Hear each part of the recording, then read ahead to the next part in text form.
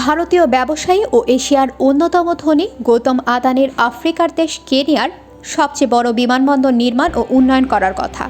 এই সিদ্ধান্তের প্রতিবাদে সোমবার থেকে ধর্মঘটের ডাক দিয়েছে কেনিয়ার বিমানবন্দরের কর্মচারী ইউনিয়ন। আদানি এয়ারপোর্টস হোল্ডিংসের সঙ্গে প্রস্তাবিত চুক্তি বাস্তবায়িত হলে কেনিয়ার বাইরে থেকে কর্মীদের নিয়ে আসা হবে এবং এর ফলে কেনিয়ার অনেকের চাকরি যাবে। তাই তারা 7 দিনের নোটিশ দিয়ে ধর্মঘটে নামছে। সরকারকে এই চুক্তি বাতিল করতে হবে। তারা মনে করে সরকার জেকেআই বিমানবন্দরকে বেআইনিভাবে বেচে দিতে চাইছে। দেশটির সরকার বলেছে কেনিয়ার এয়ারপোর্ট বেচে দেওয়া হচ্ছে না। প্রস্তাবিত পাবলিক প্রাইভেট পার্টনারশিপের ভিত্তিতে বিমানবন্দরের উন্নয়নের কাজের বিষয়ে কোনো সিদ্ধান্ত নেওয়া হয়নি।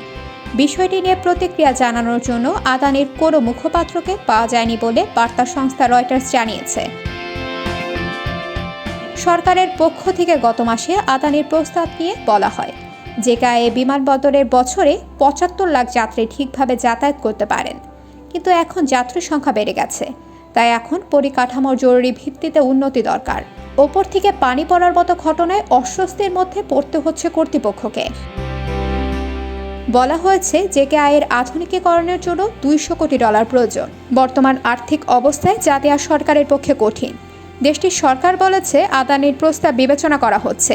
যদি কোনো চুক্তি করা হয় তাহলে দেশের স্বার্থ বজায় রেখে তা করা হবে।